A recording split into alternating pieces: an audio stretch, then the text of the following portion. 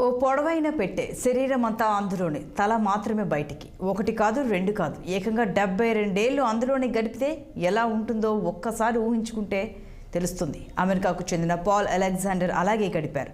ఇంత సుదీర్ఘ కాలం అలా ఉన్నవారెవరూ లేరు. పెట్టెలా కనిపించినా నిజానికి ఇది ఐరన్ లంగ్, అంటే శ్వాస తీసుకోవడానికి తోడ్పడే సాధనం అన్నమాట. కాబట్టే Paul Alexander the man in iron lung అని పేరు పొందారు. ఇటీవల ఆయన మరణంతో ఐరన్ లంగ్ మరోసారి ప్రాచుర్యంలోకి వచ్చింది. ఇది ప్రాణాలను కాపాడే వెంటిలేటర్, ఐసీయూల రూపకల్పనకు దారితీసింది.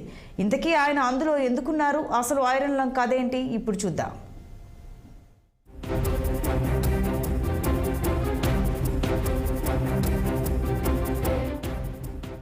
ఇప్పుడంటే పోలియో టీకా రావడంతో సరిపోయింది, కానీ లేకపోతే ఎంతమంది పిల్లలకు ఐరన్ లంగ్ అవసరమయ్యేదో. పోలియో అంత భయంకరమైన జబ్బు. మరి ఇది శరీరం మీద దాడి చేసి పక్షవాతానికి దారితీస్తుంది. దీంతో కాళ్ళు చేతులే కాదు, శ్వాస తీసుకోవడానికి తోడ్పడే ఊపిరితిత్తులు, కండరాలు చచ్చుపడితే ప్రాణాపాయము సంభవిస్తుంది. ఇక్కడే ఐరన్ లంగ్ ఎంతగానో ఉపయోగపడింది. అప్పట్లో పోలియోతో అవయవాలు చచ్చుపడ్డ పిల్లలను ఇందులోనే పెట్టి ప్రాణాలను కాపాడేవారట. కాళ్ళతో కూడిన శవపేటికలా కనిపించే ఇది ఎంతో మందిని కాపాడింది. ఊపిరితిత్తులు చచ్చుబడ్డ వారికి గాలి పీడనం మార్పులతో శ్వాస తీసుకునేలా చేయడం దీని ప్రత్యేకత. ఇలా ఏళ్ల కొద్దీ ప్రాణాలను కాపాడుతుంది. పాల్ అలెగ్జాండరే దీనికి నిదర్శనంగా చెప్పవచ్చు.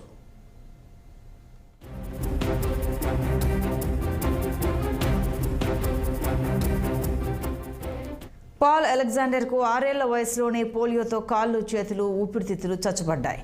తల, మెడ, నోరు మాత్రమే కదిలేవి. శ్వాస తీసుకోలేకపోవడంతో వైద్యులు ఐరన్ లంగ్లో పెట్టి సంరక్షించారు. కొంచెం సేపు సొంతంగా శ్వాస తీసుకునేలా నేర్చుకున్నప్పటికీ అలెగ్జాండర్ దాదాపు జీవితాంతం అందులోనే గడిపారు. ఐరన్ లంగ్తోనే కృత్రిమ శ్వాస ప్రక్రియ ప్రాముఖ్యాన్ని సంతరించుకుంది. యంత్రంతో శరీరంలోకి గాలి వచ్చి పోతుండడం ద్వారా ఊపిరితిత్తుల్లో వాయు మార్పిడి తీరును అర్థం చేసుకోవడం సాధ్యమైంది. దీని ఆధారంగానే జాన్ ఏజ్ ఇబ్సన్ తొలి వెంటిలేటర్ను రూపొందించారు. ఆయన 1953లో దీన్ని తయారు చేయడం ఆరంభించారు. పాజిటివ్ ప్రెషర్ వెంటిలేటర్గా ఈ పరికరాన్ని అభివర్ణించారు. నెగిటివ్ పీడనం సాయంతో ఐరన్ లంగ్ రోగి ఊపిరితిత్తులు గాలి పీల్చుకునేలా చేస్తుంది. అదే ఇబ్సన్ రూపొందించిన వెంటిలేటర్ అయితే పాజిటివ్ పీడనంతో పనిచేస్తుంది.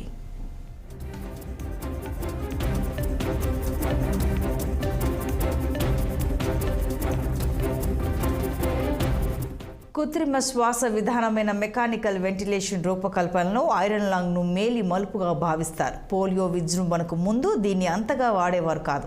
ఐరన్ లంగ్తోనే కృత్రిమ శ్వాస ప్రక్రియ ప్రాముఖ్యాన్ని సంతరించుకుంది. నెగిటివ్ పీడనం సాయంతో ఐరన్ లంగ్ రోగి ఊపిరితిత్తులు గాలి పీల్చుకునేలా చేస్తుంది. అదే ఇబ్సన్ రూపొందించిన వెంటిలేటర్ అయితే పాజిటివ్ పీడనంతో పనిచేస్తుంది.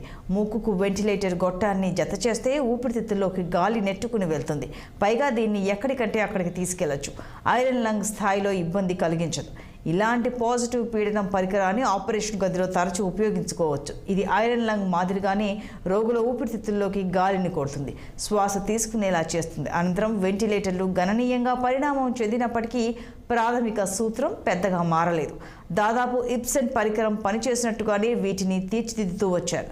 ప్రస్తుతం ఐసీయూలో రోగుల పడకల పక్కన కనిపించే అధునాతన వెంటిలేటర్లకు మూలం ఆనాటి పోలియో విజృంభణ కాలమే అని చెప్పుకోవచ్చు.